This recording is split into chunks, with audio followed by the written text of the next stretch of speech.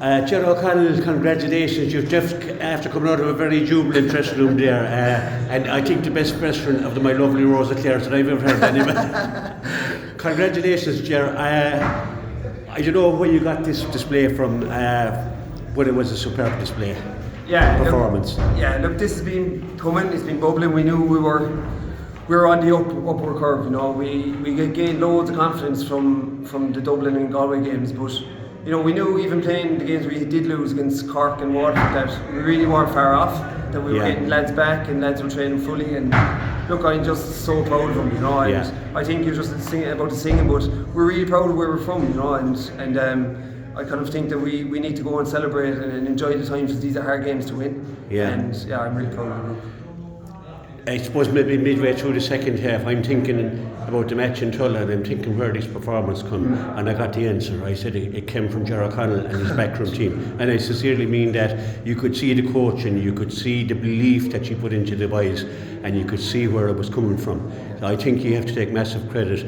Not because I'm just standing in front of you. That's how I felt there midway through that game when I saw that. Yeah, it was. Like look at the Cork game that we did lose. Like, we went a point ahead. It's very similar to today. They came back and got on top of us in Tulla, and you know, we just didn't get it back. But today we got it back. You know, they're like, the boys have matured so much in the last number of weeks, and so that's Waterford.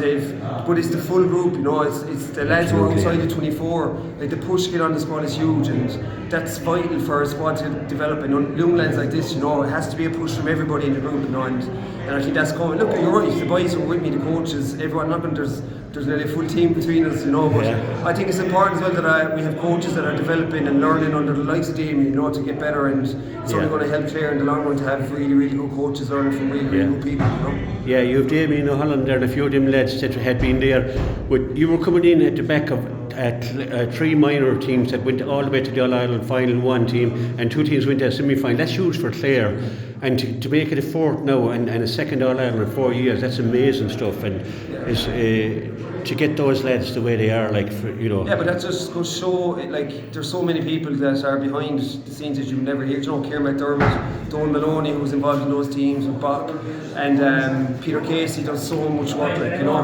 Like, he told me his cars hit 500,000 kilometres or something, you know, he's done so much. You know, things that people don't understand and see what goes on behind the scenes, and it's just, look, I'm so proud of the whole group, and for us to do this is amazing, and I'm delighted.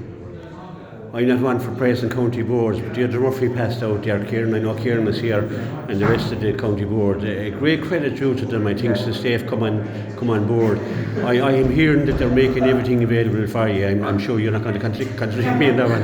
No, it's brilliant. Look, obviously, the seniors unfortunately are out, like, but no, look, we haven't been left wanting for anything, you know, and you know, this just allows the boys to go and concentrate on their game and getting themselves prepared, and you know, that the preparation that our lads, my coaches and the boys do, like, is unbelievable. And you know, like, Killy Nugent is our kit man, he's down here at 10:30, you know, getting the game ready for 1 o'clock, you know, like, there's things like that, and the commitment levels are serious, and it's just so cool. The game itself, you got off to a great start, everything going really well. Cormac Dean, brilliant. Joe Dean's son, great hurler. We saw what he could do in Tulla. He comes up with a big goal. You couldn't defend it, like, it was such a great goal. But I mean, at that point then you're thinking, here we go again, maybe. I'm talking about myself up in the stand maybe, but you just got on with your work and you just hit back.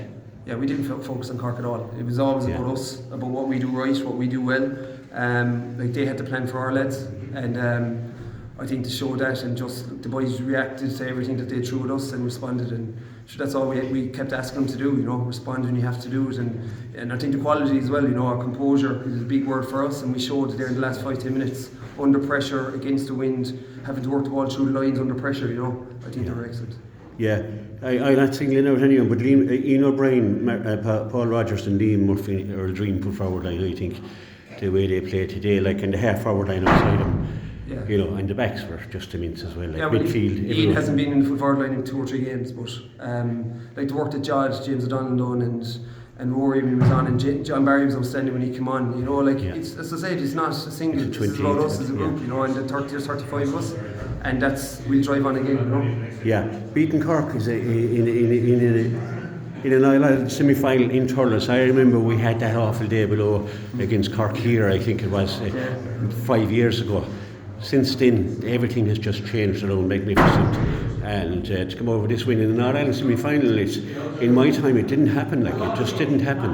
But we have caught up with with the bigger teams now. With development and everything. That's just hard work. It's hard work and commitment and time and effort. Like, it's just like people will come to games, like, but what these boys do behind the scenes and what everyone's doing is under 14, they're doing it for the right reasons. It's for Clare hurling to improve and get better, and never let days like what happened, as you said, happen again. And thankfully we're in a better position now.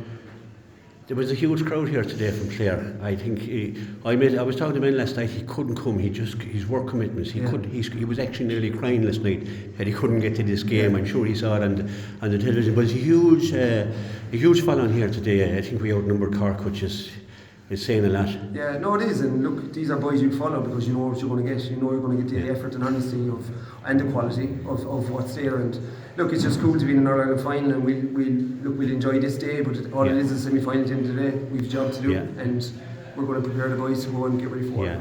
We have a final here probably Saturday week or Sunday week. You're playing Waterford again. You've learned a lot. I'm sure I'm not going to second guess you or ask you any awkward questions on that one. But we're in an All-Ireland final, as you said. It's a great day. It's one to be celebrated. And huge congratulations, Ger. And to the lads there. I know all them lads there they're all camera shy, but and a few more lads out here. So Ger, well done, and thanks very much. Bye-bye.